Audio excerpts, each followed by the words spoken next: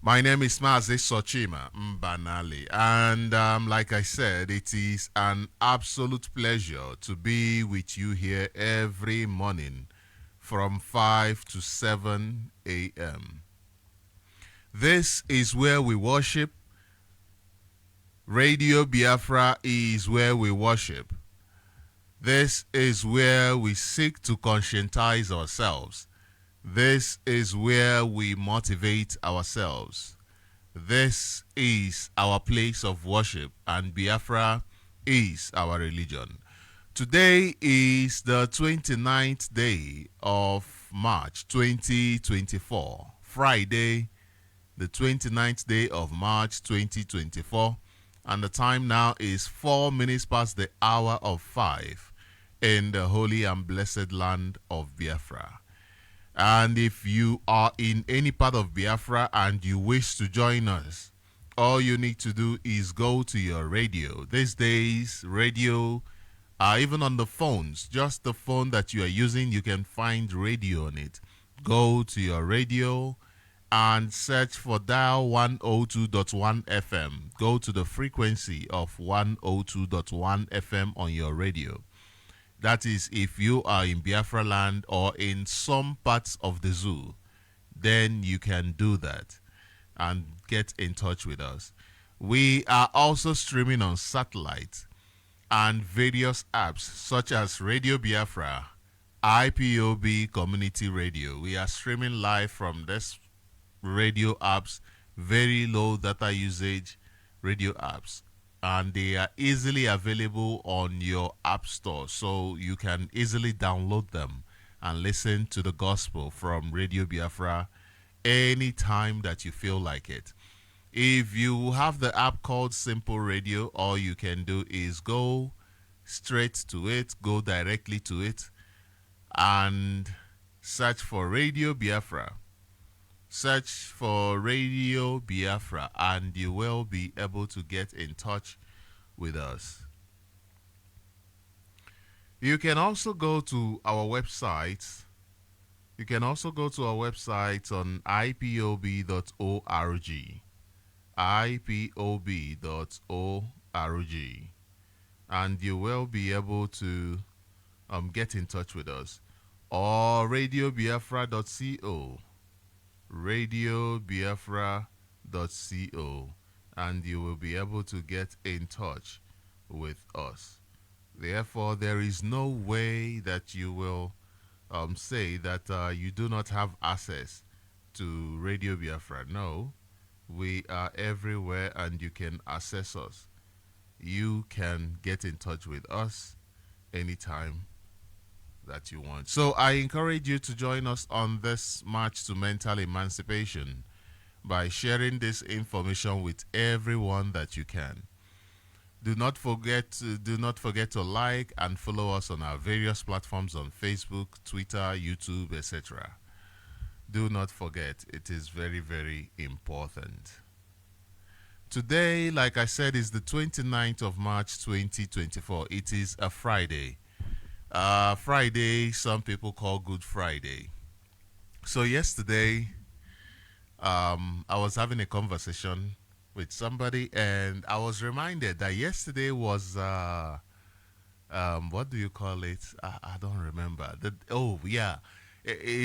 I was reminded that yesterday was the day Jesus was washing the feet of his disciples, and the Last Supper.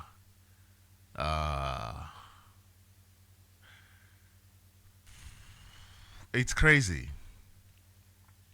Yesterday, I was also reminded that I remember my days in Winners Chapel, Living Faith, the church of Pastor David Oyedepo.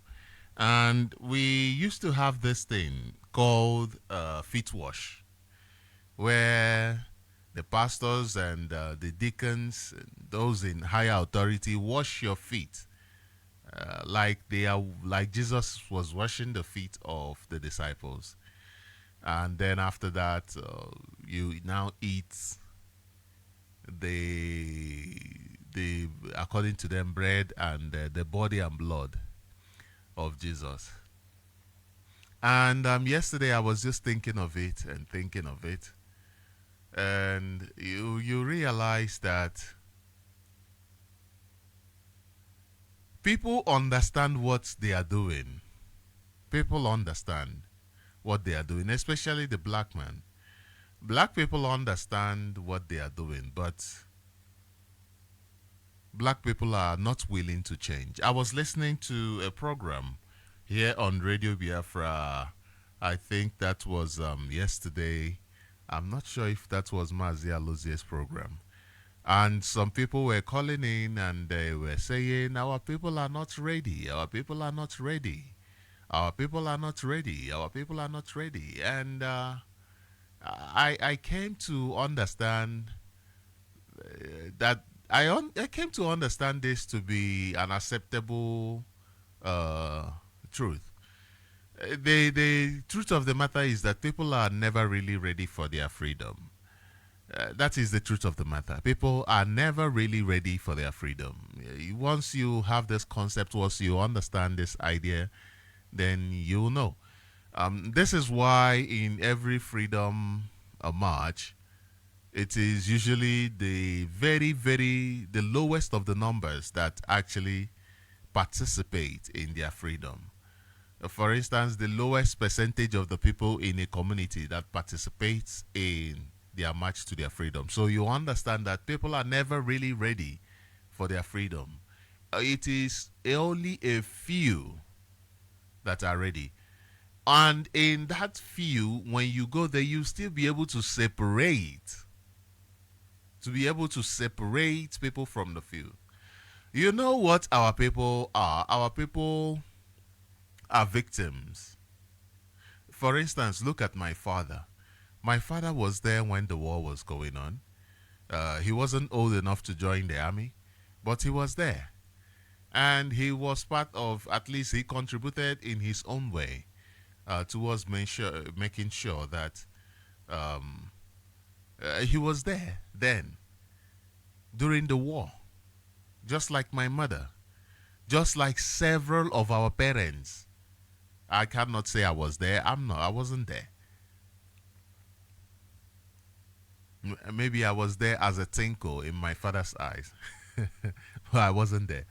The point I'm trying to make is that the way these people behave, I'm using my parents and their mates as an example, and some of the people who were not actively involved in the struggle, especially people like children who passed through the torture, even those who did not pass through the torture.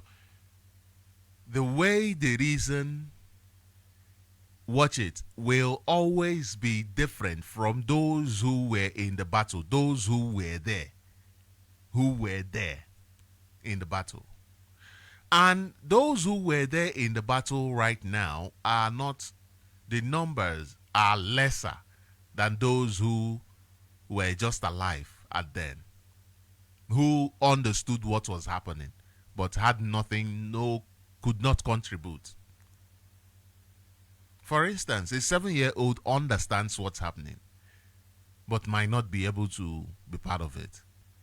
A 10-year-old understands what's happening, but might not be able to contribute. Our parents right now are these people who were 7, 10 years, 15, who were unable to contribute. You find those 15s that are, short. That are short, not tall enough. So you find out that they were unable to contribute. Now, I'm going somewhere with this. The point I'm trying to make is that these are victims.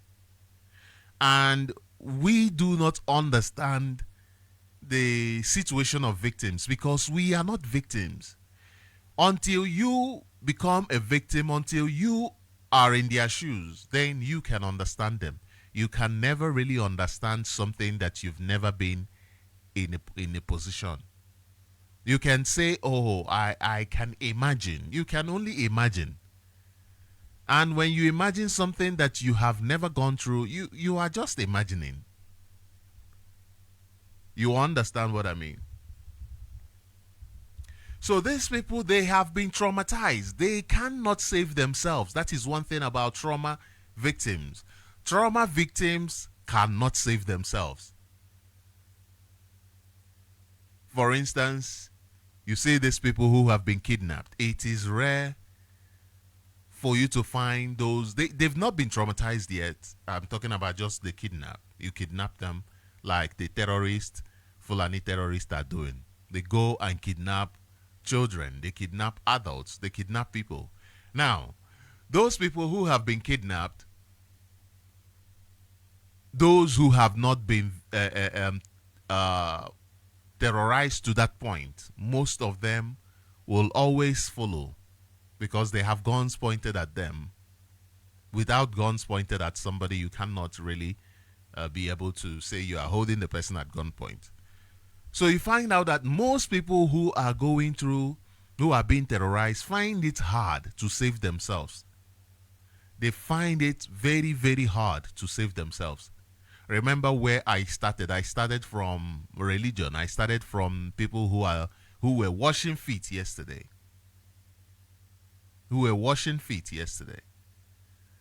And you find out that those people, they will be telling them in church, oh, do you know, my people, this man died for you. He lowered himself as a slave. He died for you. In as much as this whole world belongs to him, he's your savior.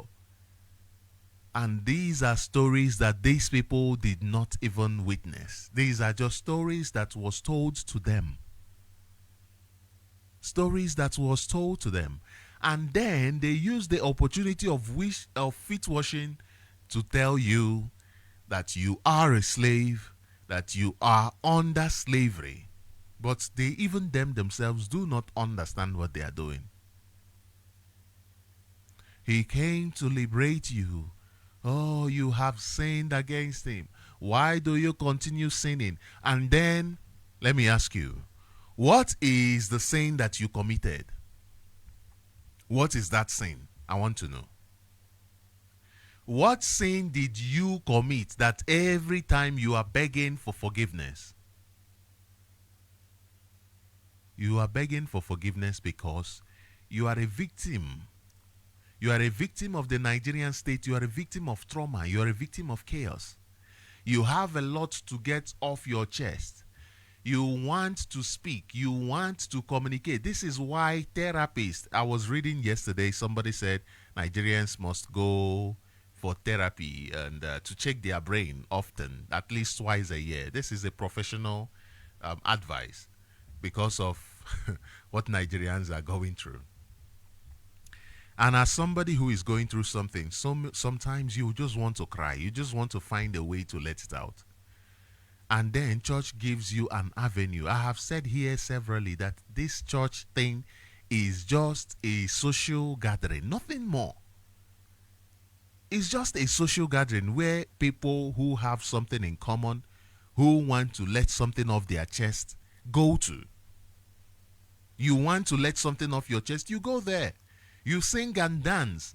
Then they say to you, speak in tongues, speak in different languages, things you don't know. They say to you, just open your mouth, the word will come out. Open your mouth. You open your mouth, yaba, yaba, yaba, yaba. At the end of the yabbering, you feel lighter. Like something has gone out, you feel lighter. Why? It is just therapy. You have released that stress. You have released that emotion. Some people cry. Some people cry. They release that emotion. They come out. You feel like, but at the same time, the teachings, the words you've heard, they tell you you are a sinner. You ask yourself, have you ever asked yourself, what sin have you committed? What sin did you commit? Did you kill somebody? The answer is no. You know, I said some days ago that if you have not committed, if you've not gone out and killed somebody, and they say, oh, just because you thought it in your heart, you've sinned, it is a big lie. Even the law says that you are innocent until proven guilty. Even the law says it. Because you've thought something in your heart, then you've done it. It is a lie. And it is not the same as a man thinketh, so is he. No, these are two different things. As a man thinketh, so is he simply means that your thoughts will one day, as long as you don't keep them in check, as long as you let your mind run wild, your thoughts one day will materialize. You get to do those things. You get to put them into actions. That is simply what it means. Therefore, we must check our thoughts. That is what it means. So these are victims of Nigeria. These are victims of colonialism, victims of imperialism. They are looking for places to let out their emotions. They are looking for places, outlets to let out their emotions. And the social gathering called church becomes a very, very convenient place. A very convenient place. But they tell you you sinned. I said to somebody that if you are preaching to me and telling me that I sinned, you must be able to prove, give me evidence, give me proof of my sin. If you cannot, then we will have a serious problem. Because you cannot, you know what sin is? I said here the other day, sin is simply disobedience. Disobedience to the law. Disobedience to the law. Not disobedience to some spiritual law, no. Even if when you check those commandments, 10 commandments, these are basic laws. These are product of, what is that? Common sense. Product of common sense that you should not kill your neighbor. You should not sleep with your neighbor's wife or husband. You should not. These are common sense. The 10 commandments. So what is sin? Sin is going against the law of your land. That place that you have found yourself, the law. When you go against the law of your land, you have sinned. And the law of the land also includes common sense. Common sense. Not when you think something may in your mind, then you go around saying, oh, you bending your knee to somebody, some white looking dude, and asking for forgiveness.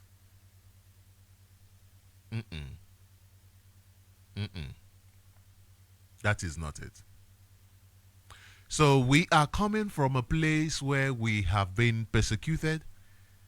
We are coming from a place where we do not have an idea how to get out of it. We are coming from a place where people have seen injustice happen times and times and times, and people have no hope. You are coming from a place of hopelessness. This is where you are coming from. You are coming from a place where the world ganged up against you. You are coming from a place where you thought that this is a war of survival, that we did nothing wrong to these people. We did nothing wrong to these people, and they attacked us.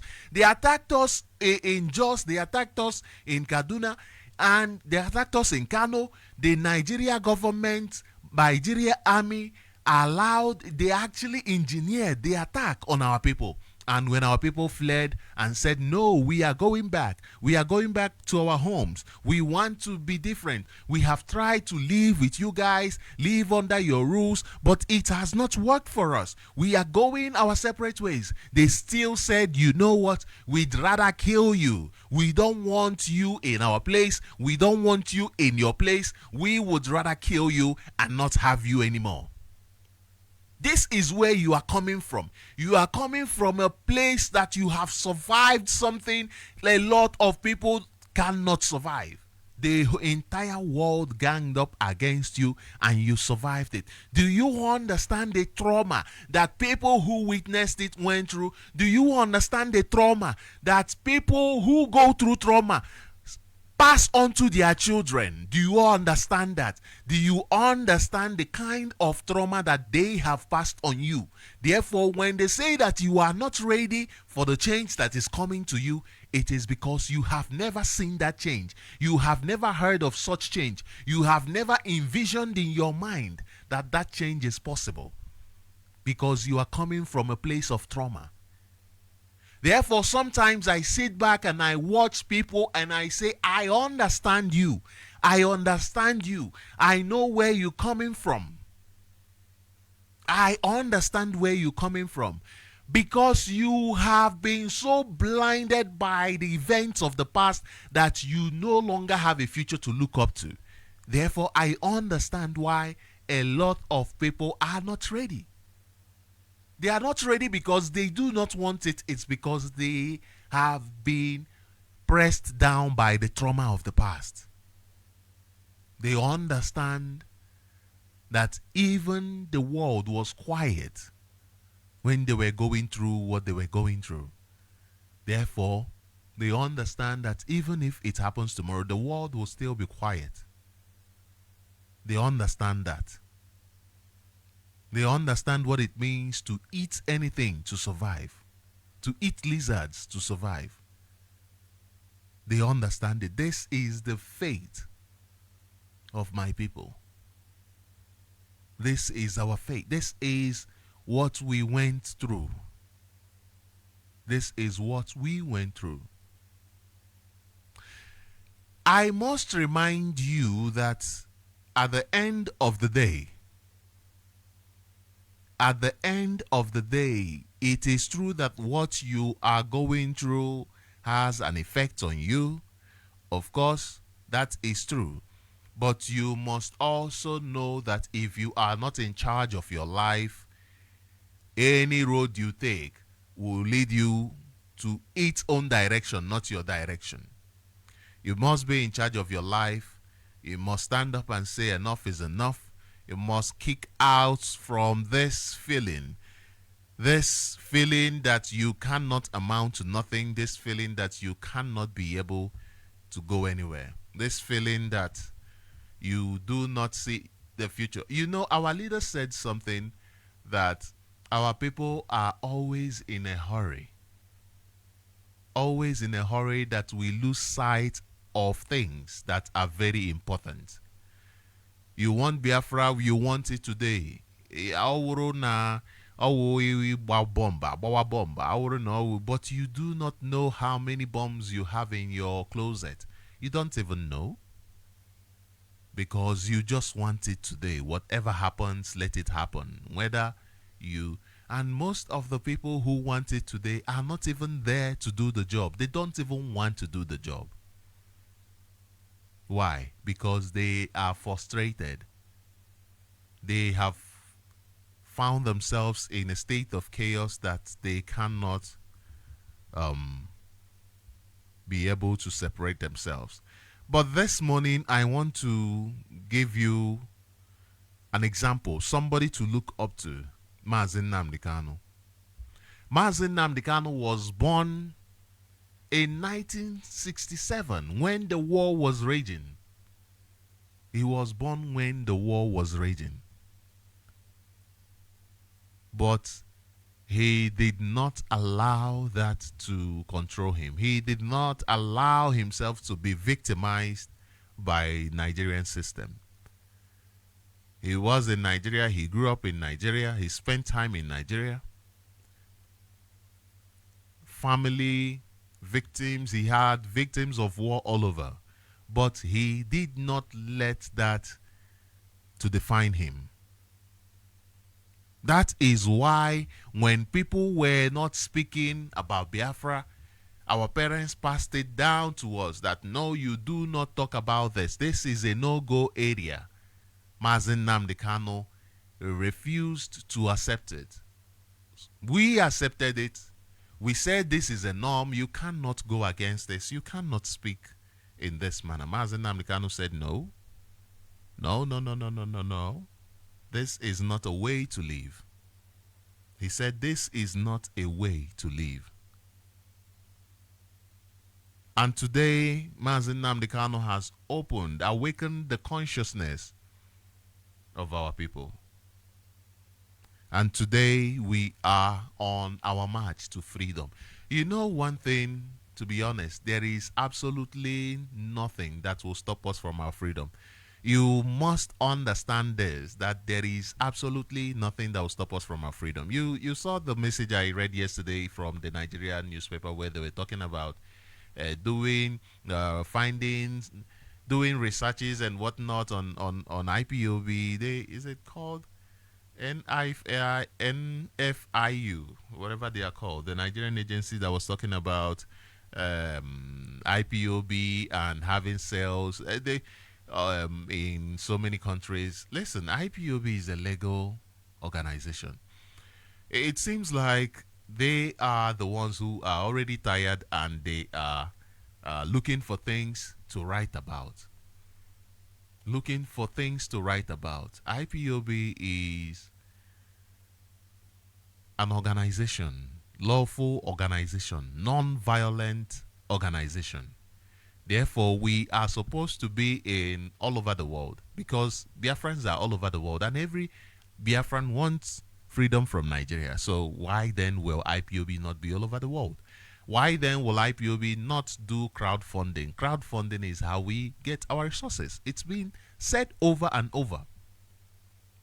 Said over and over. So that shows you that as long as you continue pushing, as long as you continue with what you are doing, if you are pushing with one hand, now you push with two hands. If you are pushing with two hands, now you push even with your legs and your head.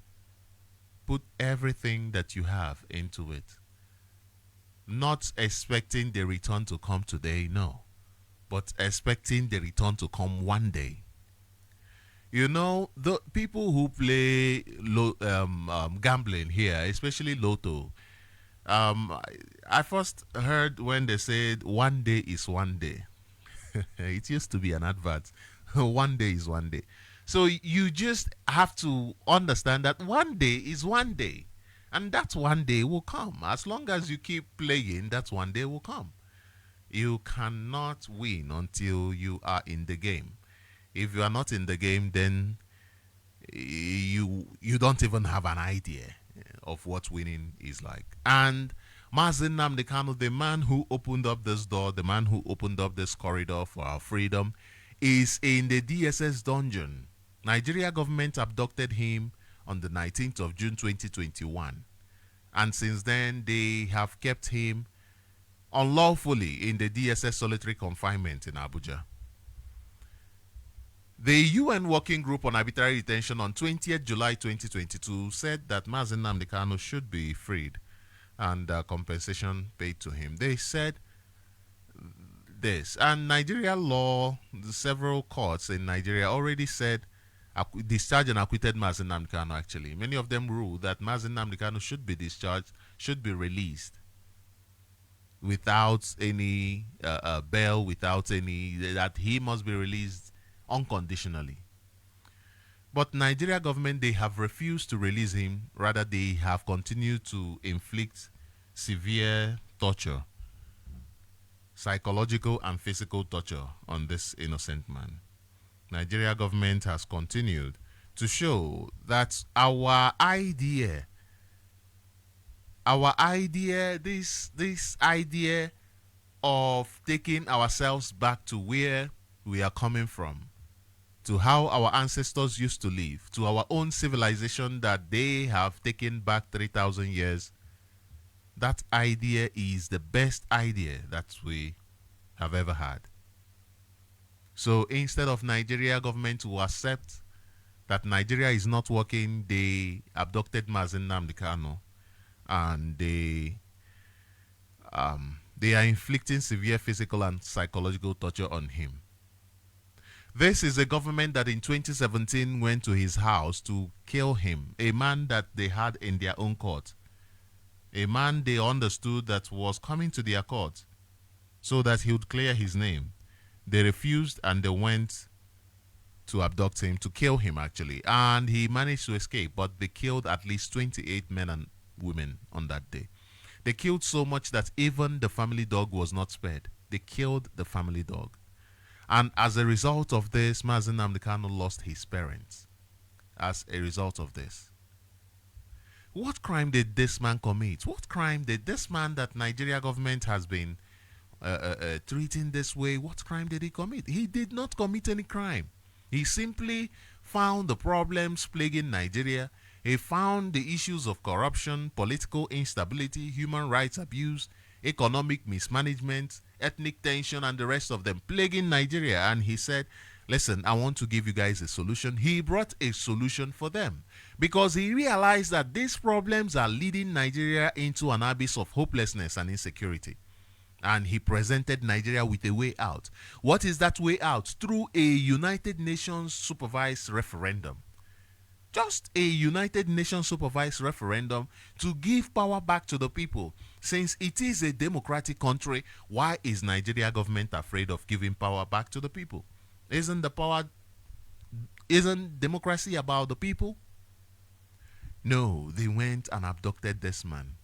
And today they are tormenting him just like they are torturing Biafrans in different dungeons, in different facilities of the Nigerian government. Nigeria is a destructive entity. We do not have any confidence in Nigeria. We do not have any confidence in the Nigeria courts. We do not have any confidence in the Nigeria justice system.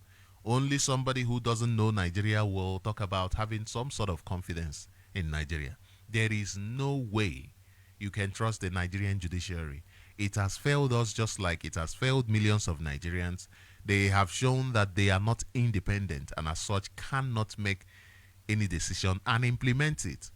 They cannot make any decision and implement it. I want to show you this news as we begin this morning. I want to show you this news, but before that, let's go on a quick break before I read out the news to you.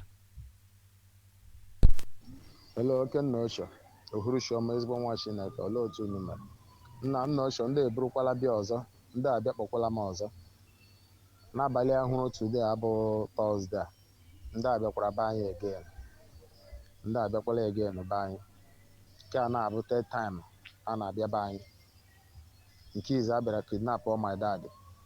Emekwara ka our leadership mara ha gbakwara mbọ ha gbara. Emechakwara oge ahụ my dad alọta. Nke abụọ bịa gbagbuo nwanne anyị nwoke nọ nchebe anyị, gbagbuo ya na ha bịakwala again. Nke awụ nke ịtọ, ama m ihe dịka ihe mmere ndị a, ama m ihe dịka ihe m ga-asị mmere eji achụgharị m nke otu a. Biko ya ka m sị ka m gwa gị, biko ka ị metụrụ m ndị isi anyị ka ha gbatara m ọsọ enyemaka ka m mara ka esi eme ọnọdụ nke a na amazie m ihe na-eme. Ọgba mmụọ maka na abụ m ofu onye n'ime ndị IPOB under the structure of our leader Nnamdi Kanu, under the leadership. Ama m ọbịa ka eji achụgharị m. Biko ka ha gbatara m ọsọ enyemaka na ama m ihe m ga-emezi eme, ama m nke m mere eji achụgharị m, onwe onye m ji nke ya. Biko ka ị metụrụ m maazị Benjamin Mmadụbugwu ha, ndị isi anyị ha, ndị ọ dị n'aka, biko ka ha gbatara m ọsọ enyemaka. Amazie m ka m si eme kịta, ihe nke a karịala. N'onye nsị ka m metụrụ gị oke Nosha, biko. Hello Nosha, ịma nke a ha bịara gbagbuo mmadụ na be anya. Ha kụwara about 3 or 4 windows ha kụwasịrị. Ọ bụrụ na protector nọ n'ime the window, so ha fụta na ọ dịara ha izi isi na window ba. Nke a ha bịaziri ihe a kịta na ha siziri from outside, from shoot out outside, dọkapụ PVC, then ọ rigozie elu ụlọ, puluzie PVC nọ n'ime, sizie ebe ahụ baa.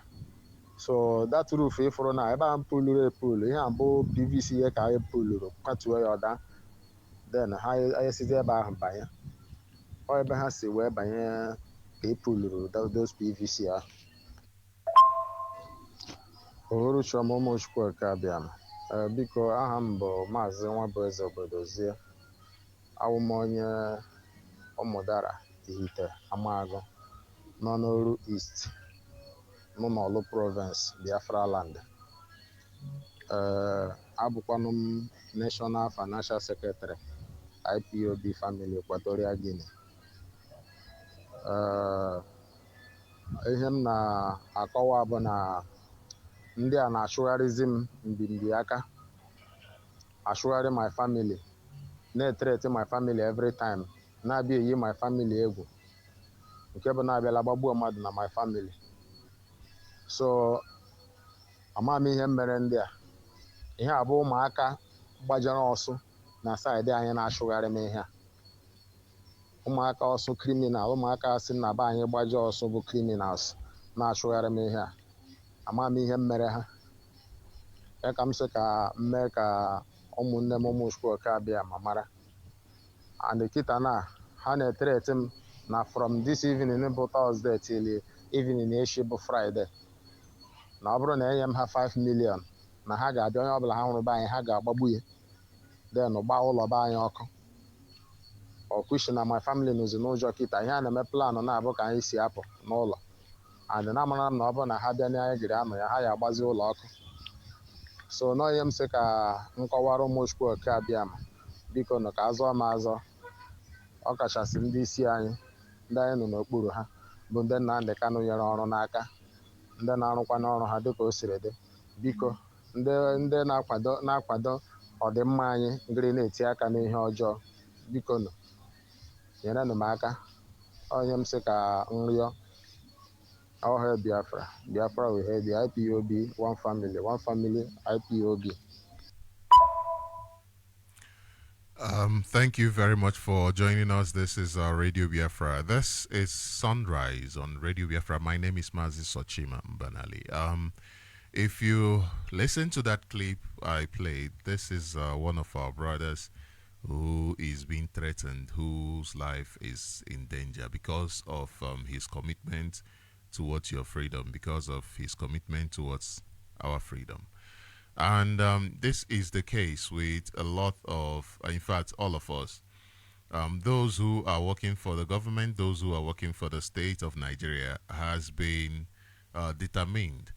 They have been determined to ensure that our land is not safe, to ensure that we live in fear, to ensure that they kill us, they take away our lives. And he's not alone in this, but he's the one that I have his voice note here today, and I would like to ask for help to be given to this young man.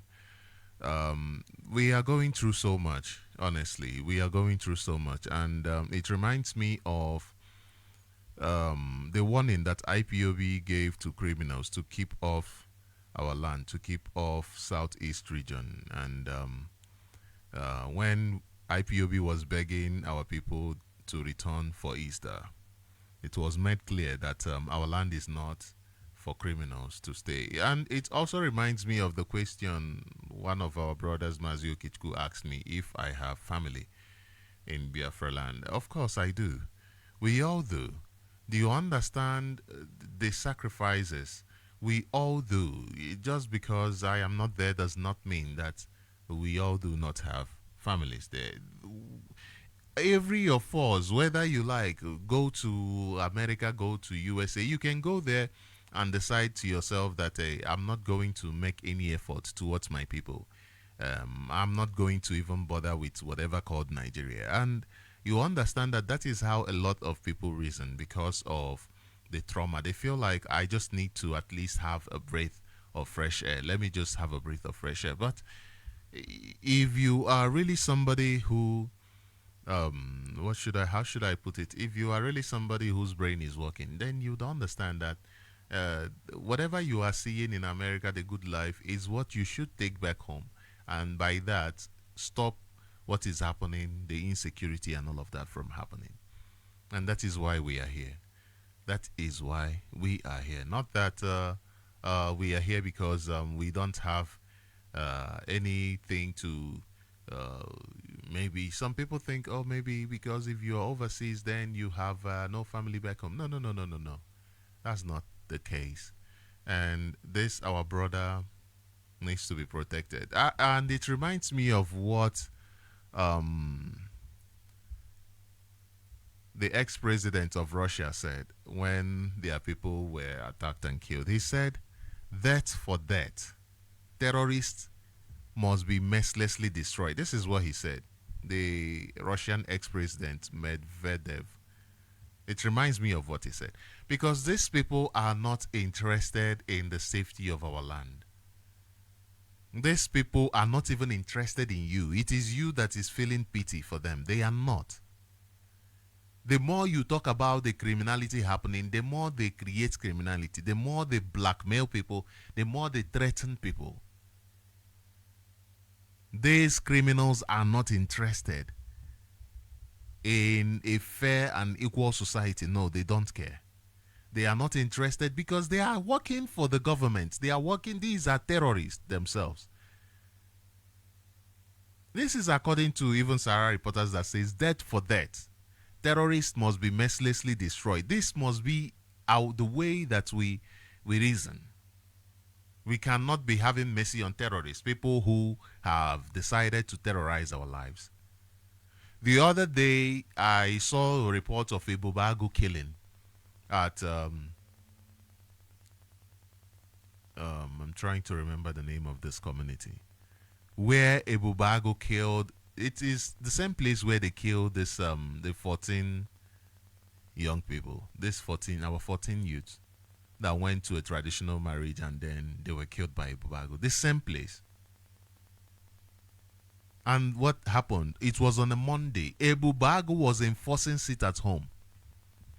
A Bubagu was enforcing sit at home. I think we need to bring this insecurity to an end. Honestly, we need to do what we have to do now to make sure that we bring it to an end. And we cannot pamper terrorists anymore. We cannot. Everybody must rise up. Give information as much as you can so that this problem will be tackled as soon as possible. Insecurity should not be something that we look the other way for. No. No. I'm sure the leadership is listening. I'm sure they heard this clip I played. Now let me read this press release. Yeah, it happened at Awam actually. Thank you. The killing happened at Awam. A young man just shot down like that for no reason. For no reason. Whatever you are going through, you're sitting down thinking, okay, let some people get us Biafra, then it will be that we will enjoy. Know that you might be the victim tomorrow. So it is better that you stand up with your people. Stand up. Everybody must stand up. Everybody must stand up. It is our responsibility. It is our responsibility. Our responsibility. And this man is our own. He must be saved. He must be safe from this terrorist. Now, this is from Icons News, and it says, investigate and probe insecurity in the eastern region. It is entirely state-sponsored, IPOB tells international community. And it goes to say, this is the press release. I have read this here before, but I want to bring out something. And it says, we are calling on the international community to please ask the Imo State Governor Hope Uzodinma and ex-Attorney General Abubakar Malami and the Nigerian government, who are those responsible for the Imo State prison break in 2020? To ask them who are those responsible for the Imo State prison break in 2020. And it goes on to say, Governor Hope Uzodinma and the then Nigerian Attorney General, Malam Abubakar Malami San, and their cohorts, who were behind the jailbreak in Owerri, and must tell us who are responsible for the prison break operation that lasted for more than 4 hours unchallenged in the middle of the state police headquarters, Obinze Army Barracks, and DSS state headquarters in Imo State and other security agencies. Now, when you remember what happened during the prison break, you will see that this whole insecurity is a product of the Nigerian government. How can a prison be broken into? A prison that is next to the headquarters of the Nigerian police, the Imo State Command of the Nigerian Police, Imo State Command. The prison that is next to the DSS office. Not only did the DSS not receive information that this will happen, not only did they not receive information that this was going to happen, it also happened for more than 3 hours right there in their office. I'm telling you, the prison is next to it. The prison is next to the DSS. I studied at, I went to school at Government College Owerri. I went to school at Government College. Government College is there. Then the other side, the back gate of Government College, is the headquarters of the police, where even police people themselves live. They have a place where they live. There is a mosque and what have you there, next to Government House. This is part of Government House, actually. It's called Shell Camp. Part of the Government House of Imo State. And then, so by the back gate, there is police headquarters and where they live, you know. And then on the other side, on the one side, there is the prison. Government College is surrounded by the police, the prison, and the Federal Girls College. And then there is the DSS office right there. After the prison, just right, this prison is surrounded by security. This Nigerian prison is surrounded by security. There is DSS, there is Nigeria Police, their headquarters. Even where the Nigeria Police, their men and women live with their families. There is the Government House right there. The Government House is right there. And then there is the army at Obirinze, which is just few minutes away, few minutes drive. Just how many?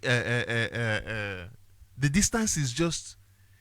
If something is happening in Obinze, you can hear it from the Government House. It is not that far. Yet, these people were able to spend hours, over 3 hours. It says even more than 4 hours. Why am I saying 3? More than 4 hours. They spent more than 4 hours there, breaking into the prison. And the government is telling us that they are not aware.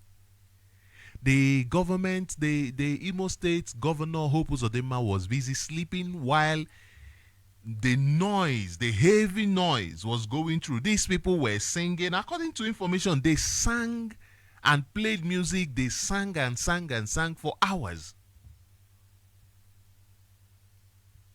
And Imo State Governor is saying that he was dreaming, sleeping peacefully as this was happening for over 4 hours. He was telling us that his security was dreaming. They were in La La Land sleeping as this massive insecurity was going on, as the prison was being broken into. Or is the DSS telling us that they were off duty, that they were moved away from there, that they were sleeping on duty while this massive insecurity was happening? Is that what you are telling me?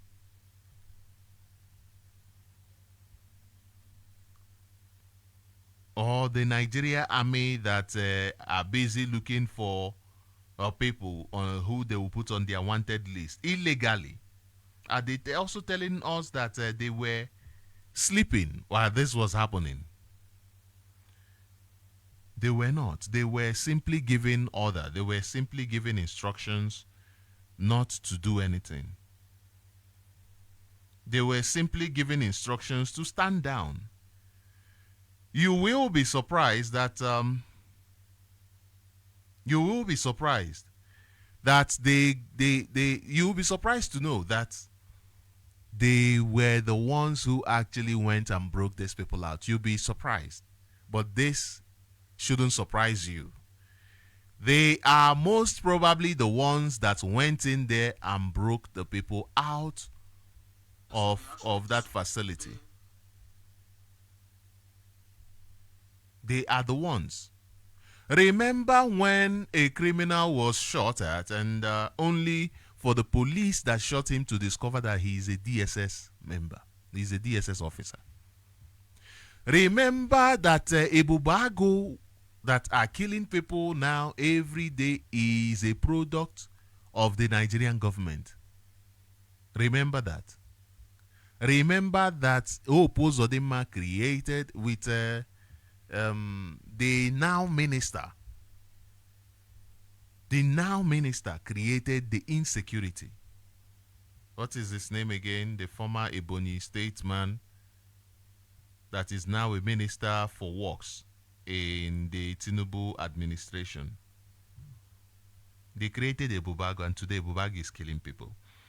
And they still have the guts to tell us that IPOB is responsible for insecurity. The Nigeria government still has the guts to talk about insecurity. The Nigeria government still has the guts to talk about insecurity that they themselves created. Insecurity that they created. You must be joking. You must be joking. Now, look at, okay, let me play this before I, okay. You know what? Let me play this first, and then we can continue.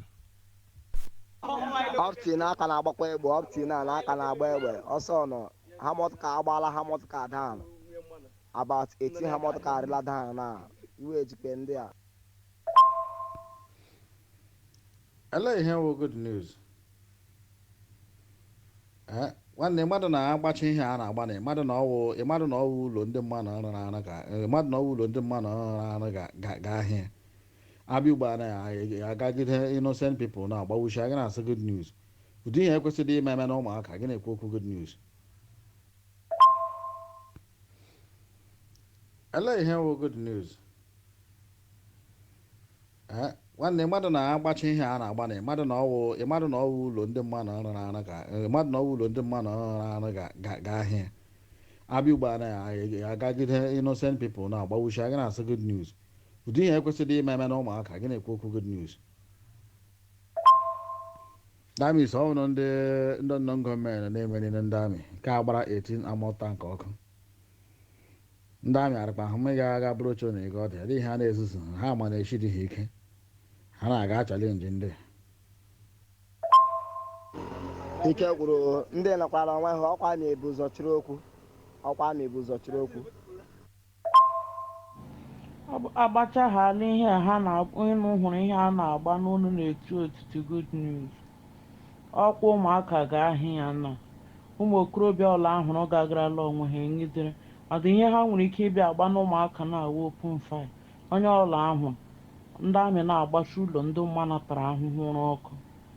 Lee ihe simenti na-ada na onye arụrụ nke ya mbụ o ji $1 emebie ya na ọ ga-arụtali ahịa. Okay, the voice notes. These voice notes are very I'm playing them for you to understand the idea, the mindset of what is happening back home.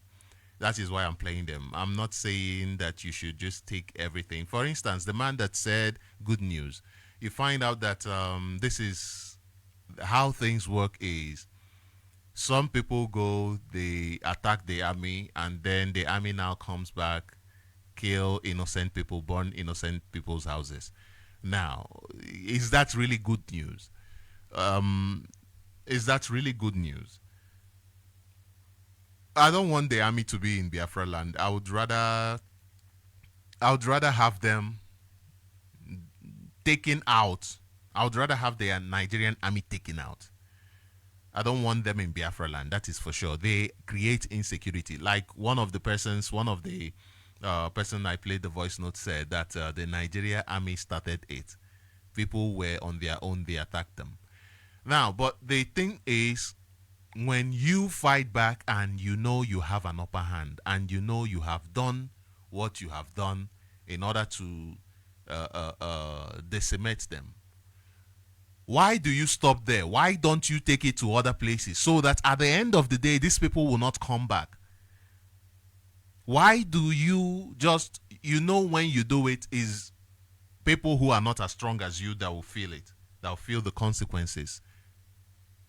Do you also set up things in plan, in motion, at least to be able to defend those people who will face the consequences? This is my question. For those who are going out and fighting back, you cannot step out when somebody brings a war to you. No, you don't step back. That is the truth of the matter. You fight back. But once you stand up to fight back, you must also realize that you have taken in a responsibility that is way more than just fighting back at that moment. You must fight back to the end. I have said here before, any day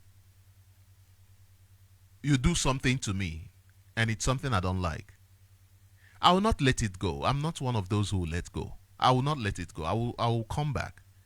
And when I come back, it's either things will not be the same again. I'll make sure I change it to the point that you will not come back. So if you rise up to defend yourself, make sure that you really defend yourself. Make sure that you are not creating a position for these people to come back. That's what I'm going to say, because I'm not going to ask you that is defending yourself not to defend yourself. No. Why would I do that? Why would I do that? I'm only going to tell you that if you are defending yourself, also realize that there are other people who could be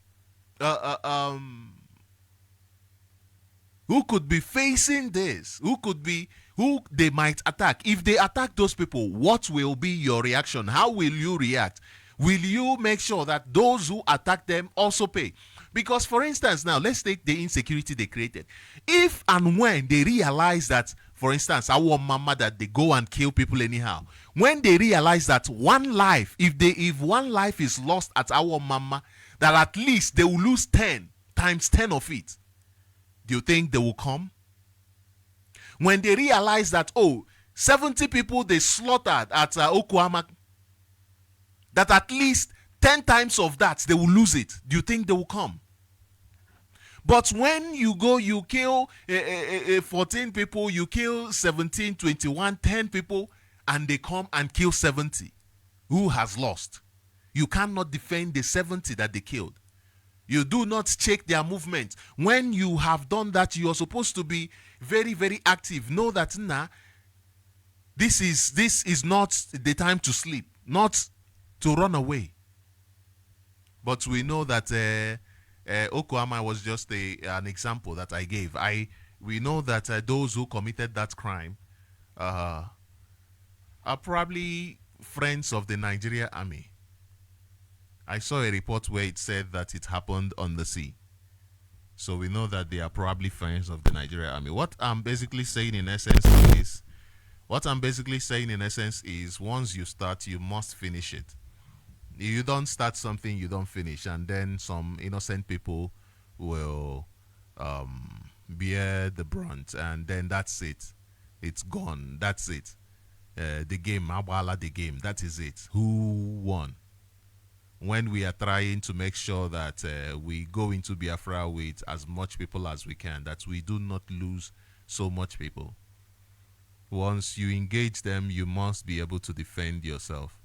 And then this Nigeria government trying to blame IPOB. Listen to what a security expert, former naval chief, said about them and the involvement of government in insecurity. Everybody knows the government is the one responsible for the insecurity. Let's just listen before I open up the line. My impression, I think, is just the impression of every Nigerian at this point. This is an aberration. I mean, you don't attack Nigerian Defense Academy and kill officers and get away with it. Yeah. The last time I was in NDA was in 2017. I went to carry out an investigation by the Minister of Defense. I wanted me to check what is going on with the training.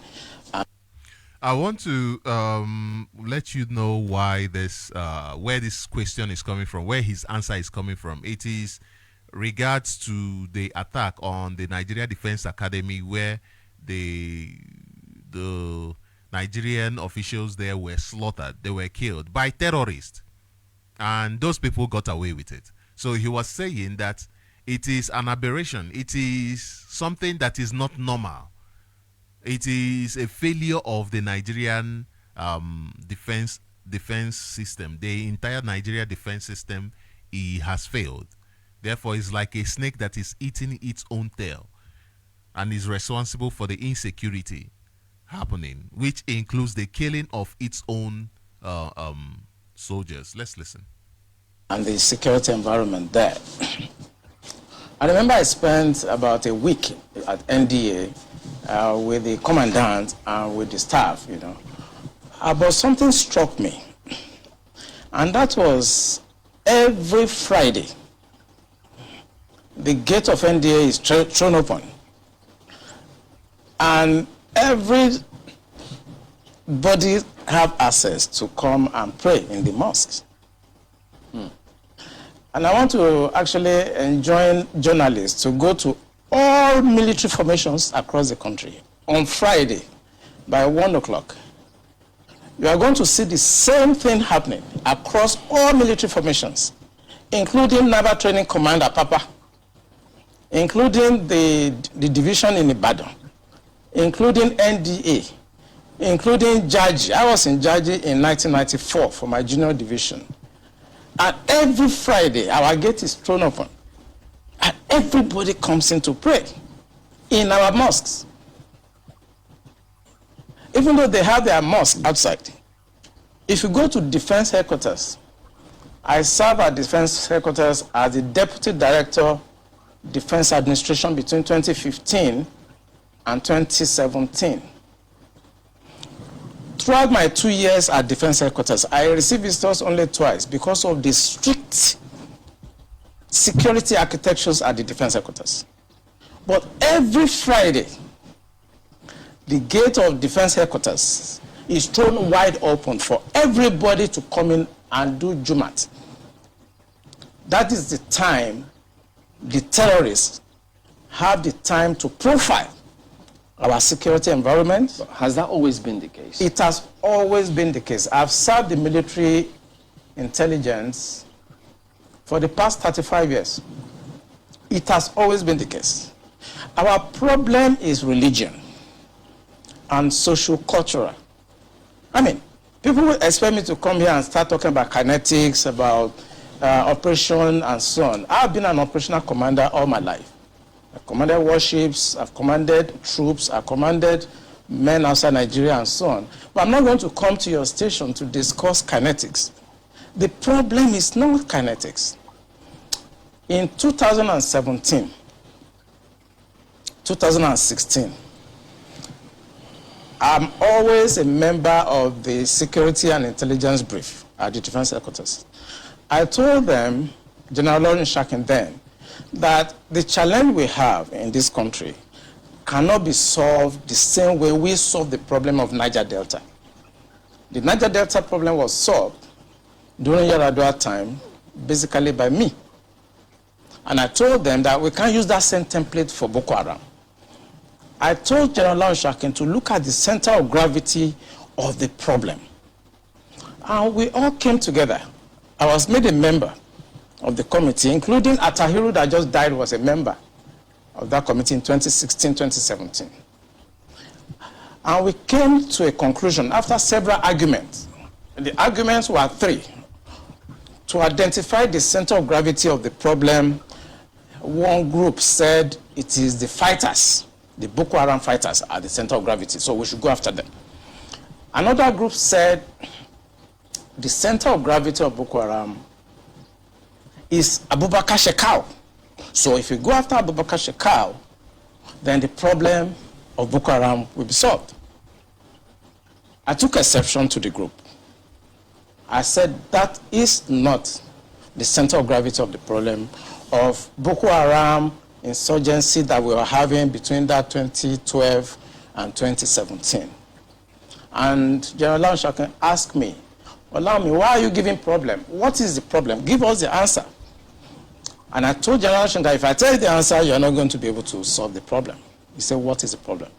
I said, the center of gravity of Boko Haram and insurgency in Nigeria are the sponsors of that program. Okay, so the center of gravity of terrorism in Nigeria are the terrorism financiers. And with that being said, which means the center of gravity, the main people causing the problem of Nigeria are those who are supporting Nigeria, those who are buying from Nigeria, those who are doing trade from Nigeria, those who have recognized Nigeria as a country, whereas the initiative or the agreement that brought the people together in what is called Nigeria today has expired. Whereas Nigeria is a colonial construct and the people are saying enough is enough. So those who are supporting and making sure that Nigeria remains together, those are the problem of Nigeria. Without mincing words, the Nigeria government is responsible for the insecurity in Nigeria.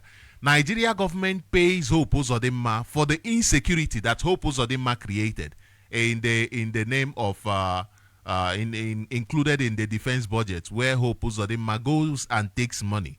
And today, Enugu State is having some issues, and the money that these people take in the name of defense or whatever security allowance, what are they using it for? Insecurity is still there. Those who are actually fighting against insecurity, they are not doing anything to ensure that insecurity is stamped out. Those who are supposed to fight against insecurity, they are the ones creating insecurity. And those who are supposed to be busy working, doing one or two things to succeed in life are those who have brought out their lives in order to protect their own people, protect their own family. What a mess that Nigeria is in. It was beyond us. Because the job we need to do is kinetics. Fight, destroy places, resolve issues. Yeah. But we cannot resolve issue of sponsors of Boko Haram that were in Buhari's government, that we know them. When you say we, who I was in the military intelligence.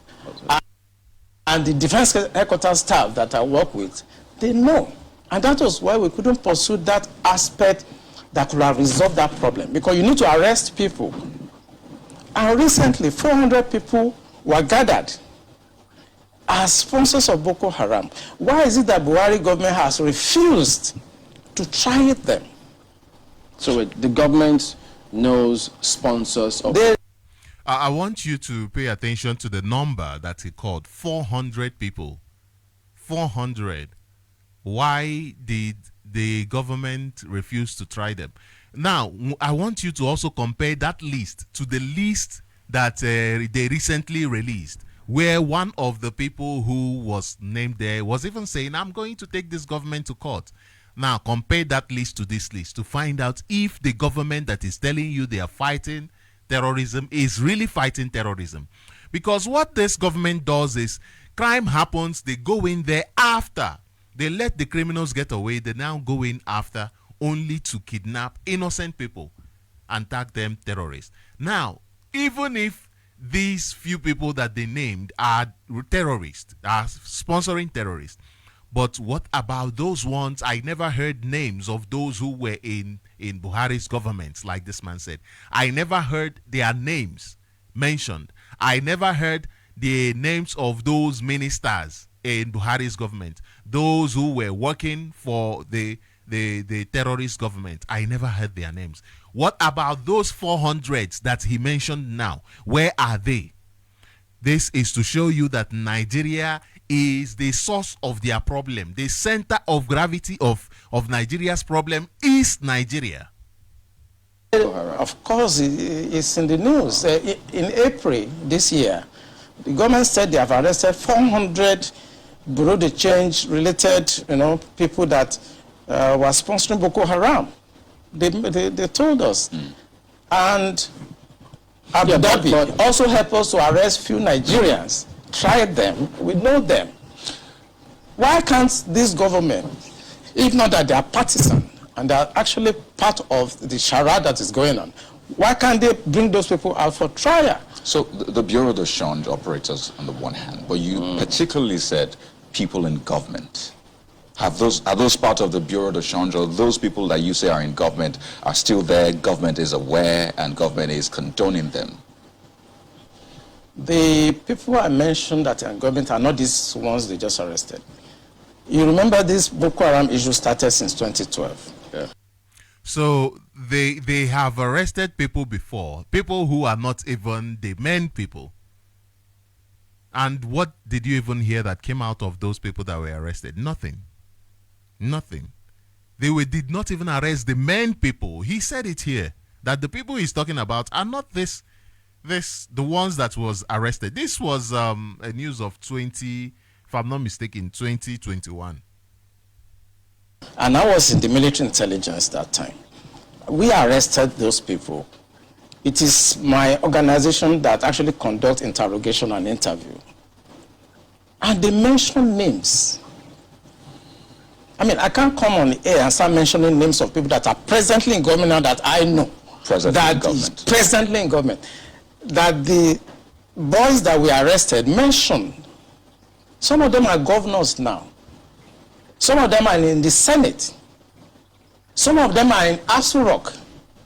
So where are the governors that were sponsoring insecurity, as this man mentioned, that are in that list? Where are the senators that are in that list? Someone like Bukachua, he cannot escape it. He has said severally that even his wife takes bribe to make deals and put people in position. And he has said that what we need, people who are peacefully asking for freedom, people who are peacefully demanding for a referendum, that what they need is death, not Biafra. Can you imagine that? And people like that are still walking around freely. And people like that are still walking around freely because the Nigeria government is directly responsible for the insecurity happening in Nigeria. Why should a government try to cause this kind of embarrassment and insecurity to the sense of what happened yesterday? And the solution I gave them in 2017, because when I identified the center of gravity for General Lanshokin, and they couldn't pursue it, because some of them were ministers.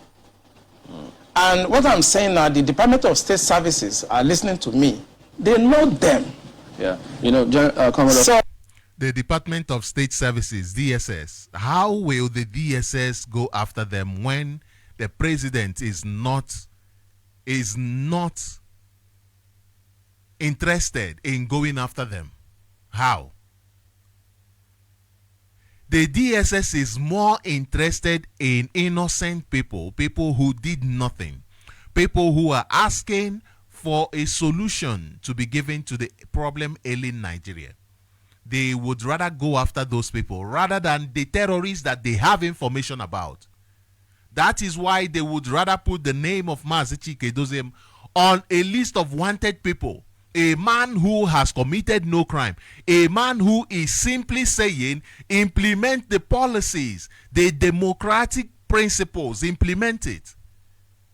Implement it. That is the kind of person they go after. So you must understand that the problem of Nigeria is Nigeria. Nigeria itself is a problem that it has. And at the same time, I'm saying, if you are rising up to challenge these criminals that wear army uniform and police uniform and what have you, you must be ready to defend it to the last. You do not start it and end it somewhere and run into your hiding. No. When you start it, end it. When you begin it, end it. So that innocent people do not bear the grunt of your what word should I use?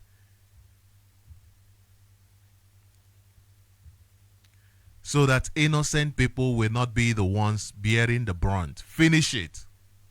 Finish it. That is what I'm saying. so that even the other people who are coming, they know. Even the person who gave the instructions for them to come, finish it. Do not leave it half done. And the next thing, people are having problems. If you cannot wait for IPOB to handle the insecurity like IPOB has been handling, and you feel like you are defending yourself, then you must defend yourself and also defend those who will now become victims. Because you cannot just defend yourself and then other people become victims. You must defend them. You must defend those who cannot defend themselves. This is how it is supposed to be. This is the spirit of the Biafran people. Defend those who cannot defend themselves. I hope that we at least have gotten one or two things out from here. So now I will, this clip is very long and it is very, very interesting. One of these days I'll just bring out time and play though. And but now we'll just open up the line, and before we do that, I want to read this news. This says, I'll just read the heading. It says, this is from Guardian, and it says, Rolax report exonerates pro-Biafra agitation from insecurity in Southeast. This is according to the Guardian. I hope Nigeria Army is listening. I hope they are. They also have this news. The international community understands that IPOB is a non-violent organization. We do not resort to violence. People who do that, they are on their own. They are on their own. They are not doing it for IPOB. ESN is just protecting our forests from terrorists, which is the responsibility of every citizen. Every citizen has that responsibility to protect their land. So they are not doing anything that is uncalled for. This is according to Guardian. Rolax report exonerates pro-Biafra agitation from insecurity in Southeast. Now, this is from Sahara Reporters that says Amnesty International knocks ICC over its slow prosecution of Nigerian military's atrocities, abandonment of survivors. Like I said earlier on, those people who are facilitating, who are giving Nigeria the legality that it doesn't have, these are the people causing the problem. Like UN. UN gave a report, and since then they went in quiet. They never did anything in order to enforce their own law. They saw Nigeria break international law. They even said it themselves that Nigeria broke international law. What did they do? They kept quiet. They have never taken any action against the Nigeria state that broke their own law, that broke something that they signed and said we will stick to this. They haven't done anything. UN is a problem. ICC is a problem. These organizations that are precipitates of colonialism, that are a product of colonialism, these institutions are a problem. They are a problem to the advancement of the black people. They are a problem to the advancement of Africans. ICC is not interested in Africa. They are only used against those who are fighting to liberate their people. So you see that the colonial mindset, the colonial powers that built ICC, UN, is still effective in the actions that they take. This says Amnesty International knocks ICC over its slow prosecution of Nigerian military's atrocities, abandonment of survivors. And it says global human rights body, the Amnesty International, has slammed the International Criminal Court, ICC, Office of the Prosecutor, OTP, for the slow investigation of the atrocities committed by the Nigerian military. A statement by the director of Amnesty International, Issa Sanusi, on Thursday in response to the conclusion of an official visit of the International Criminal Court, Office of the Prosecutor, OTP, to Nigeria, regretted that the Office of the Prosecutor had only demonstrated its slow abandonment of victims and survivors of the conflict in Northeast. Instead of investigating the atrocities, the Office of the Prosecutor's rare visits to Nigeria mainly consist in meeting with national authorities. This is just like the meeting that was had few days ago, about last week, last 2 weeks, by American government to Nigeria. They didn't even have in their agenda the issue of insecurity ravaging Nigeria. Why? Because when they speak about it, it means they are telling the Nigeria government that, hey, you people are illegal, you people are not protecting Nigerians, you people are not serving the interest of Nigerians and acting in the way that should be, that is desired of the country. The line is open. You can call in and have your opinion this beautiful day. Remember, insecurity can be tackled by all of us. Collective. This is how we tackle insecurity. Collective. Do not run when you see your brother is down. You must go and save your brother. That is how we tackle insecurity. Do not start something that you will not finish. When you start a fight, you finish it. That is how to solve insecurity. The line to call is +27780645457. +27780645457. Insecurity is a very serious topic, is a very serious issue, and our leader has said it times and times and times that we are not interested in insecurity. We are not involved in insecurity. Our march is towards the restoration of Biafra. That is it. The restoration of Biafra is where our direction, and we cannot get that via insecurity. He has made it known times and times and times that with insecurity we cannot let that happen. But self-defense, when you are defending yourself, now that is a different case altogether. That is a different case altogether. While I wait for your calls, let me play this. Okay, let me read the next news. This next news is from Daily Post, and it says, Nigeria, Egypt named among world's lowest salary earners.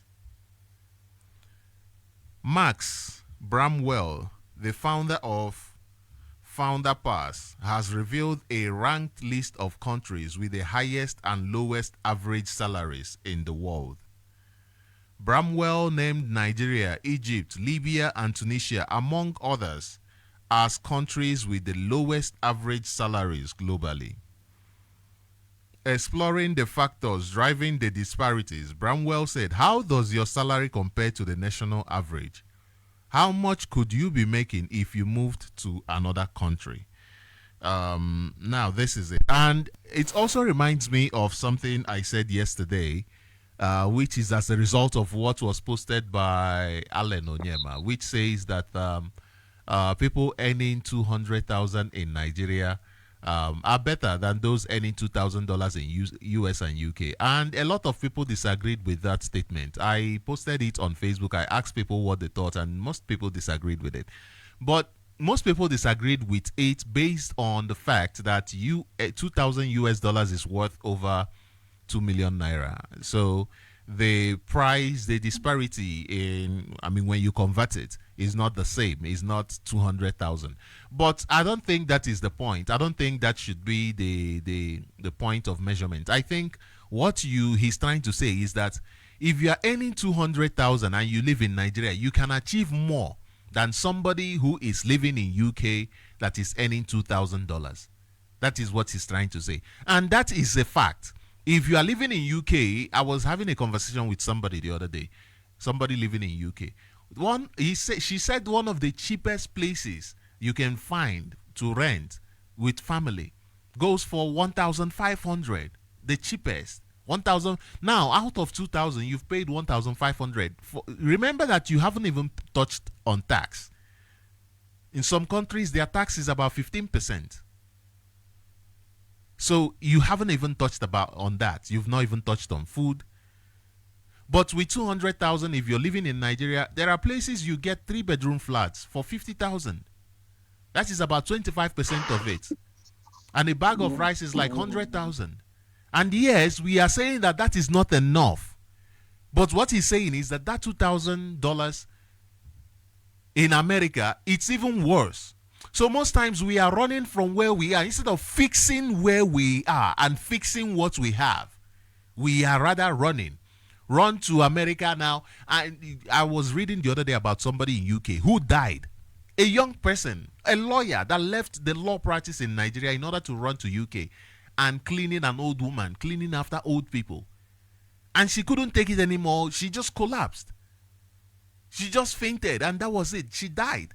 Most people running away, they cannot tell you, okay, let's do this. How many people from your village are in UK? How many of them are in UK? How many of them do you see coming back every single time? How many? Because even there, the bills, the struggles are even more.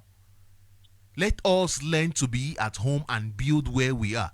If whatever we are having, do not say, oh, if you compare it to, have you compared the price of that plate of rice to the price of plate of rice in America? You find out that they are not the same. The prices are not the same.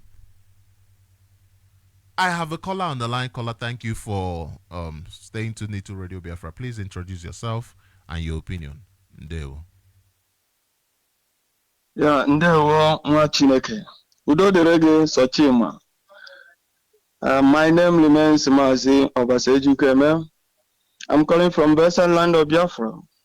Biafra is our religion. On this Sahara platform is where we worship. Eze Chukwoku Kabiama, the God of our land, the God of our ancestors, is our God. Our leader remains Mazi Namdo Kuchukukano Hamadike, one of Biafra land. Ezibom Made, Anata Fufu, Makihani. Anyị ga na-ayọ Eze Chukwoku Kabiama, anyị ga na-agọ ọfọ n'isi ya, anyị tata mba afọ. Anyị ga na-awa ọjị n'isi Mazi Nnamdi Kanu, because that is the only man who stand up and says, I want to die for my people to live. The only man who said the truth the way it is and stand on it. The only man who said no to evil. The only man who rejected all the evil political system in the zoological republic of animal kingdom. Oya nwabu Mazi Nnamdi Kanu. Oman fire of Nobi, Oman Fukanu Mumani, Nandaya Mutabelo Nobi, because that is man we are looking for, and he's here, suffering because of us. And you're gonna the God of our land, the Keneni here because of Lainanya by sending Mazi Nnamdi Kanu by this time of era of destruction of Igbo people. And you're gonna Keneni of Riche Mazi. You know, when we talk about the issue that Nigeria is having, none of them is saying the truth. When you talk about Nigerian or these evil people that are calling themselves religious leaders, none of them is speaking the truth. Nigeria are insincere. All of us are insincere because we don't talk the truth. No, everybody know that what we are suffering today is what's created by human being, not evil, not any other things. All human being. We are fighting to kill Satan since day one. Till today, we are still fighting to kill Satan. If you kill Satan, meaning you have already killed everybody, because everybody is Satan. Everybody in Nigeria, Nigeria. That is why you see somebody. People are after or Igbo Safia. People are after. He is an agent. How to dupe their own people. Starting from president to the last person on this is zoological. We don't compare ourselves to other people because other people can stand up and say enough is enough, but it's zoological. That will put it in a religion. That will put it in non care. If our people can stand up, great Biafrans, we will be free. But no, everybody is blaming, telling people this and that. Today,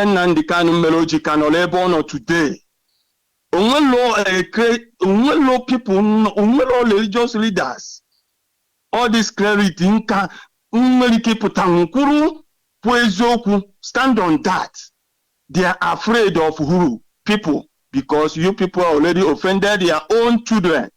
Everybody is afraid of Fulanis. When you say the truth, they will come and kill you. Nobody will fight for you. That is what we created. Nigeria is suffering today because of what evil northern leaders, northern elders created to chase good luck out of office. Today, everybody is suffering it. Said no. If these people can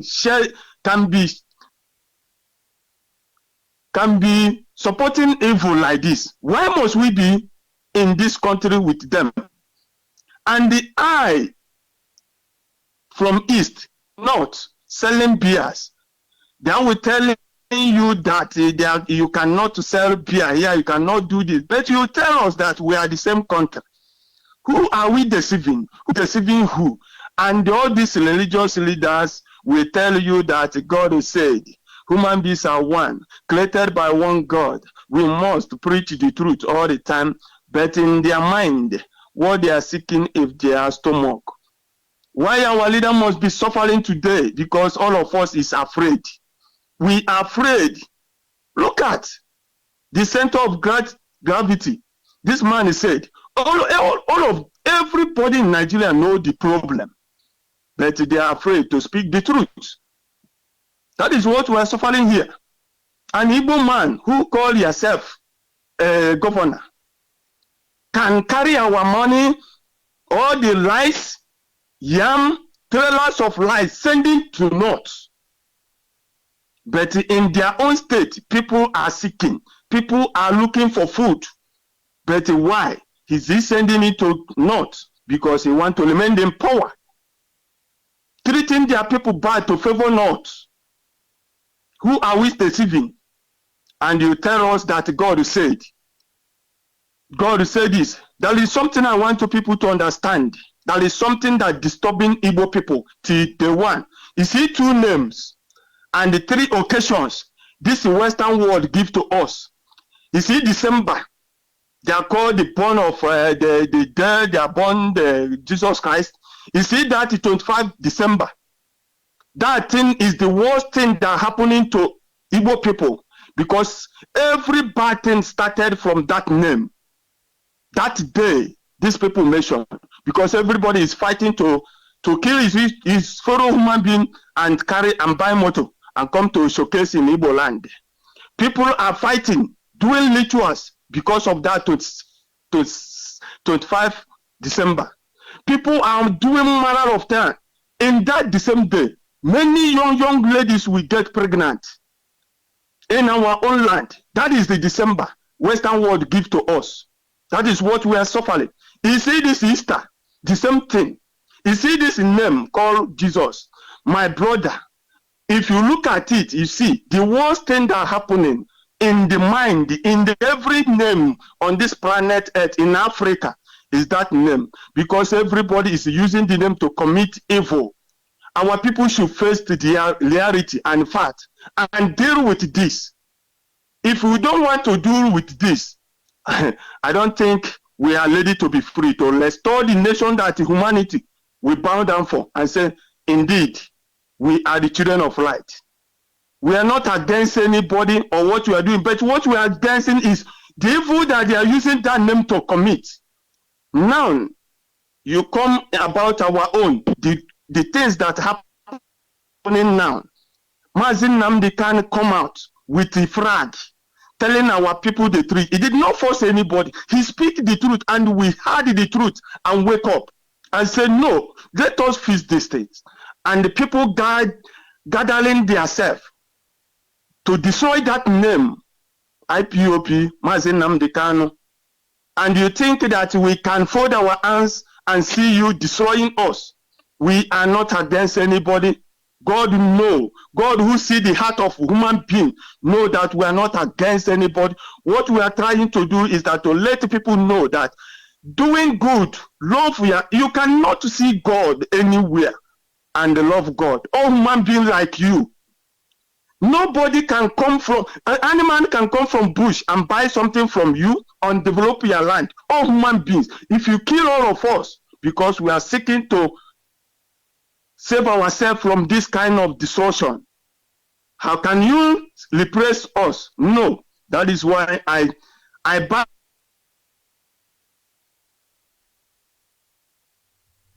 Hello, Mazi.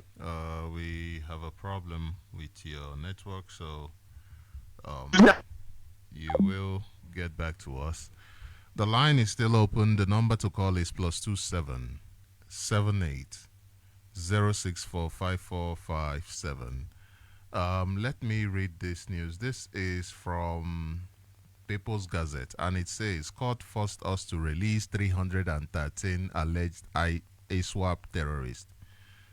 Suspects with Borno government. Okay. DHQ. And it says the defense headquarters says the Maiduguri division of the Federal High Court ordered the release of 313 terrorism suspects to the Borno government. DHQ spokesman Edward Buba, who made the clarification on Thursday in Abuja, said the suspects were detained on suspicion and no evidence was found against them after an investigation. Okay, I want to just leave this here because we know that something is happening in Nigeria, especially in the northern corridor of Nigeria, the Lake Chad, where Borno is. And recently there is this news of the Borno governor saying that Tinubu gave him the order to create a national outfit that will, a special national outfit that will bring security to that area. And now they are releasing people who are who have relationship with terror affiliated people or terror suspect. Let me put it that way. And today they are releasing them and they are giving them to the Borno government. Now, I don't understand why this ruling was made by Maiduguri. It was made in Maiduguri, and then in Borno, these people will be released to Borno. First of all, I don't understand that. Secondly, it seems like these people will be those who will be protecting the borders of, like they said, the new security that the government is asking them to set up. Then the third thing is, you claim that the court forced the release of these terrorism-linked people, but it is the same court that discharged and acquitted Mazin Nnamdi Kanu, a man with no ties to terrorism. But the same Nigeria government ignored it. You say you were forced by the court, but the same court could not force you to release an innocent man. I don't understand the double standards in Nigeria. You have 313 people who have been linked with terrorism, and you release them to a governor that said he's creating whatever security. But the same government could not release a man who committed no crime, who they even committed a crime to bring in. And you are telling me that there is something that is not fishy about the release of these people. You are telling me that there is something that is not fishy about their release. This new security outfit of Lake Chad Basin should be, it is suspicious and it should be inquired of. People must know what exactly is going on and the type of people that are being put into security and what type of security that they are building. Why don't they take all of the military that they have in Biafra land that are creating problems, that are massacring people? Just last 2 weeks, we saw the massacre. Recently, I just played a clip where somebody was talking about the army attacked people and those people refused to let go. This is why don't they take this army and put them there? Let them secure their country. Mazi Okechukwu, Ndewo, welcome to Radio Biafra. Please introduce yourself and your opinion. Mazi Mbanali nwanne m nwoke jishike o jishike. Biafra is all over the world. May Chukwu okike abịama bless us. I hope Mazi Mbanali are hearing me very well. Loud and clear. It's all right, my brother. Biafra, anywhere you dey, ihe bịagakwa n'ihu Islamization. KRS pastor, asokwa bishop, asokwa ma father. And you saw the clip Mazi Mbanali played in Omak. How many armored cars came? and how many went out. Akwechi Uba ha bịa kopịawa ụmụaka. Ndị gọvanọ so most of them gbakwa nne.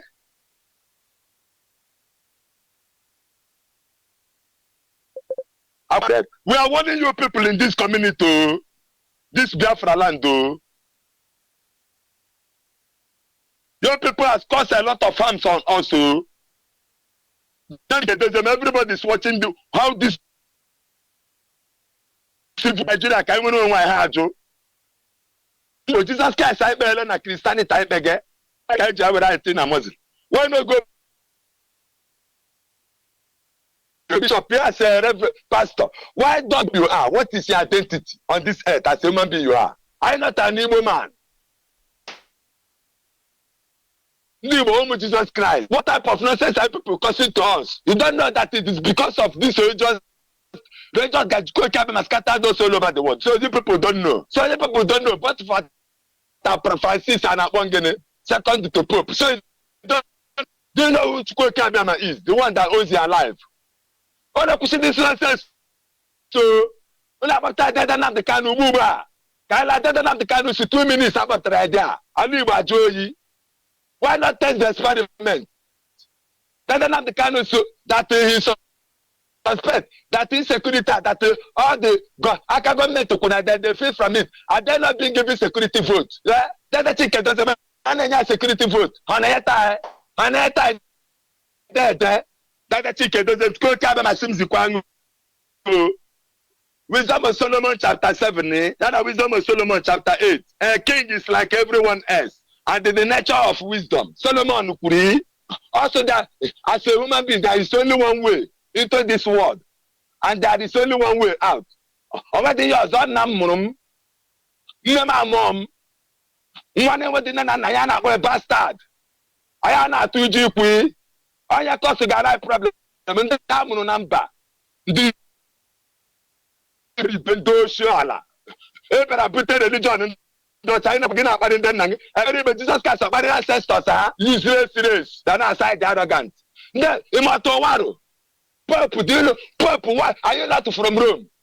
Why do you want this world to be damaged? You don't want to live peacefully in that temple. You take if Biafra, if we are giving war, you take we are shaking. They take we are shaking here. We are prepared to swallow everybody. Nonsense. Nonsense. Our leader, Mazen Nnamdi Kanu, must be released. I release him now. The charge that acquitted is not a big grammar. Okay, just can't call him somewhere. I see she may be a test and see that. That the arrogant side, the arrogant. Dara, that the name look at the chicken does him look up. I won't do for no good. I saw that night, the young one. Man, no pope, man, that devil, only the pastor and the bishop, and the Supalo. I have got good teacher and teacher when the moon quagga no para. Oh, I told you, like I want for. So that not the kind of at the time, they could cry in the free. They got my 7 day cushion about to lock at when the doctor that shine go, you still die. Like where I like this supposed to that up at the free. Like where I copy woman, I damage you one manori.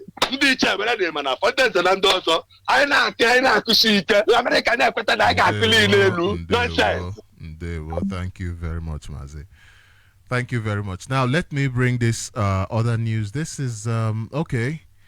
This is still the news I was talking about the Borno state government being handed this 313 people over to after the court in the capital city, Maiduguri, made a decision, a ruling that these people should be handed over and they should be released. I don't understand. If you arrest people and these people are innocent and you arrest them maybe together for whatever reason that you arrested them for, and then your own court says that they are innocent, why don't you release them to go? Why do you have to hand them over to the government? What is the plan? What is the issue? What is going on?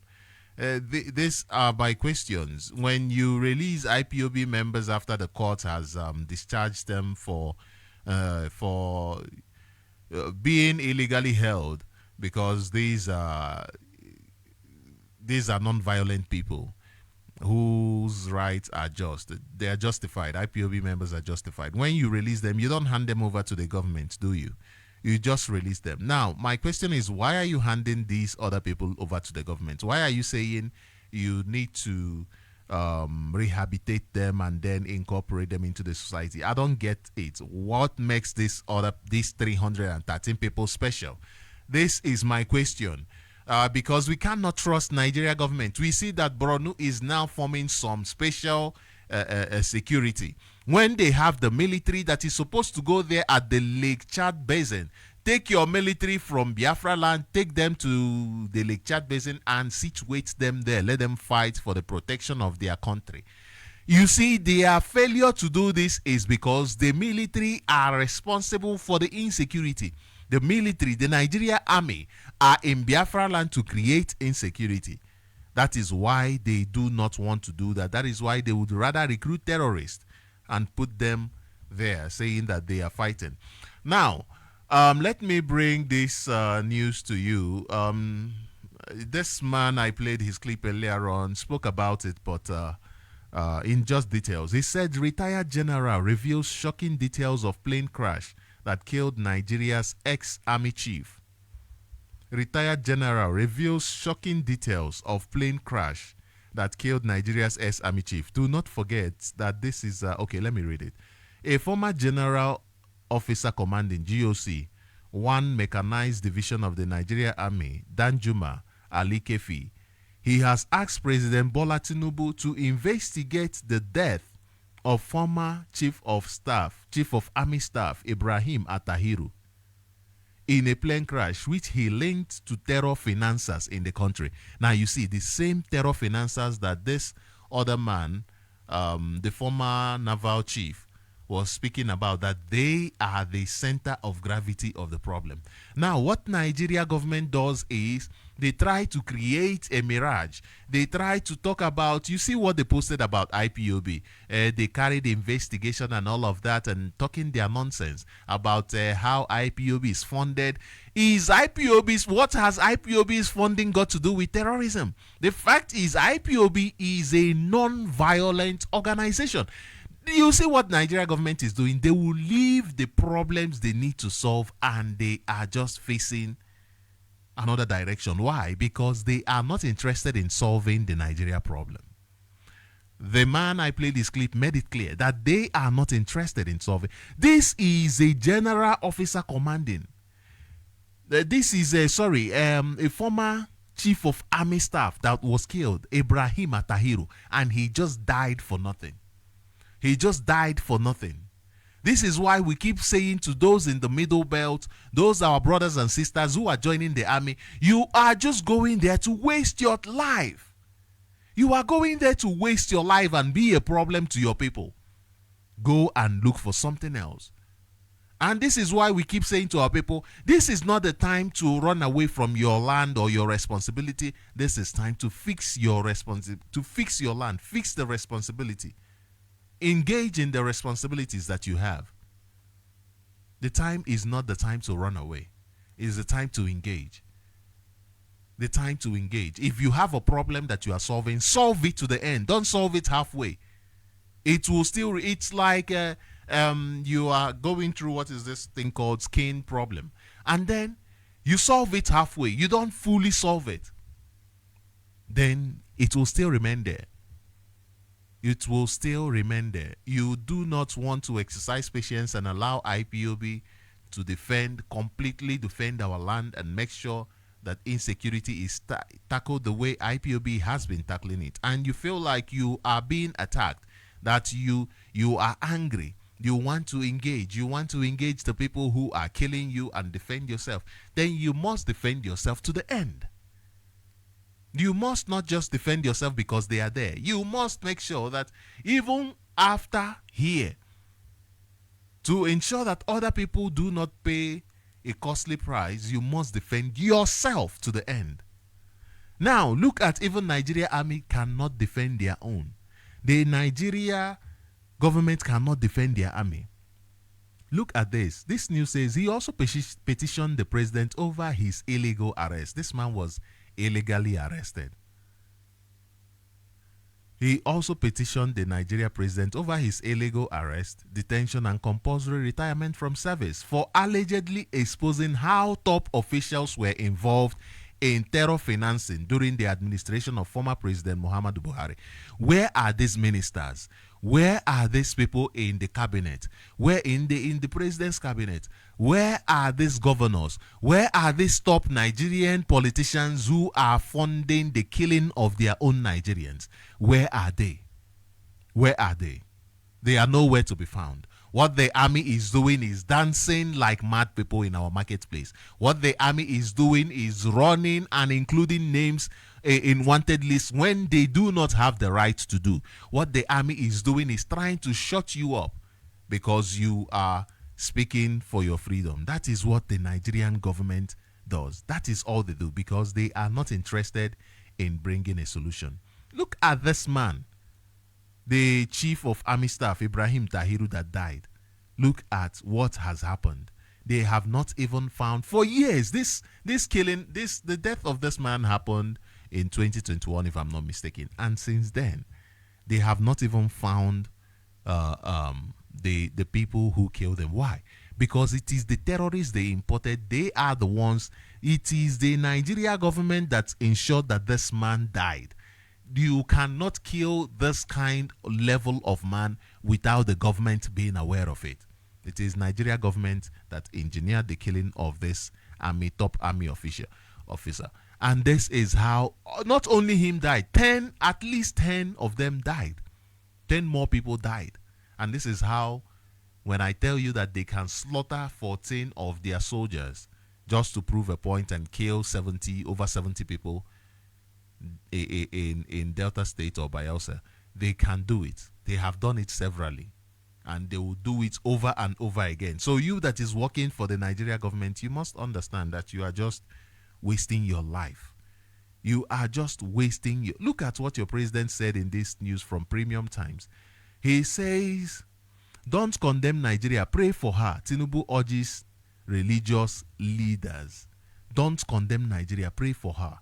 This is what they're telling you. They're telling you it doesn't matter what we do, whether we loot your resources and sell them, whether we impose ourselves on you, do not condemn us. Just pray for us. This is what they tell you. And this is what your religious leaders go on and tell you.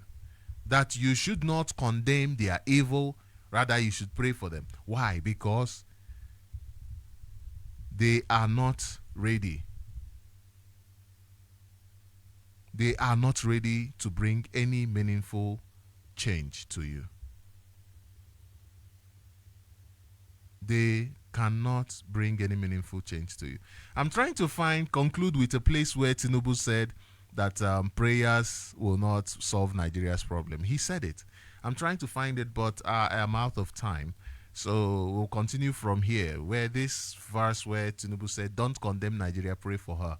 Tinubu urges religious leaders, because these days it is their time. The religious leaders, they are there telling you you are a sinner. Oh, this man died for you. Oh, he shed his blood on the cross for you. To tell them, what sin did I commit? Ask them to give you evidence of the sin they asked you. It doesn't even make sense. They keep telling you that somebody died for your sin, and at the same time that you are a sinner, that you are born a sinner. Then what is the price of the sacrifice that he made? Then what is the value? What is the price? They keep talking all these things over and over because they know that it is easy to convince you. They know that you are just people, Nigerians are just emotional, black people. Like as I'm saying this now, you find people who would rather not have a conversation around this debate, but would rather just get angry. Even in their mind, they know that what I'm saying is true, but they are just not ready to face things for what it is. And that is a problem. We must all rise up and face things for what it is. Do not be afraid. Fear is just a waste of time. And this is why I thank the men and women of ESN. Wonderful people who have outgrown fear.